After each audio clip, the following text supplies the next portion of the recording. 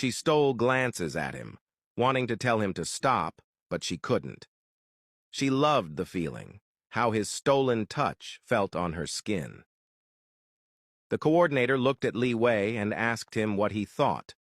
Liwei, his hand still on Amara's thigh, gently caressing her, looked at the coordinator and told her that the idea was fine, and that since it was a charity event, they shouldn't make it more about the university and more about giving back. Right now, it seemed like they were trying to sell the university rather than focus on the cause. The coordinator agreed and then looked at Amara, telling her that this would be where her presentation came in. Since her research was about finding a cure for cancer, it would blend in very well with the charity event. Amara nodded and jotted down some notes. Liwei glanced at her, still caressing her from underneath the table, feeling the warmth of her skin. One of the meeting attendants asked her why she had chosen that kind of research. Amara looked up and stated that her mother had died of cancer. She explained how, while visiting her mother in the hospital, she had seen the suffering of others in the same ward, and couldn't stop thinking about what could be done to defeat such a horrendous condition.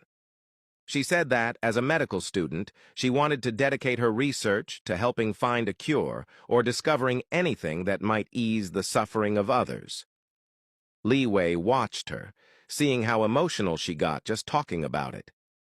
Slowly, he moved his hand from her thigh and took her hand, squeezing it gently from beneath the table. He thought about how, despite all the lingering issues from his past, she too carried pain. She had lost someone incredibly important, her only family. As the meeting ended, everyone stood to leave. Amara tried to stand, but Liwei still held her hand beneath the table.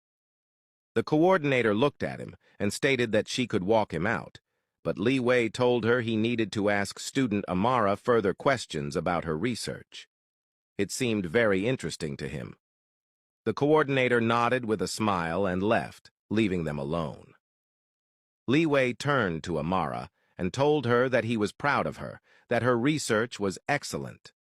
Amara smiled and thanked him, confessing that she was just nervous about the presentation part. Liwei, still keeping his eyes on her, told her that he was sure she would do well and that he would be there to support her when the day came. She shouldn't worry. Amara nodded, smiling, and Liwei leaned in slowly, inch by inch, his lips moving closer to hers. Before he could kiss her, Amara turned away, asking what would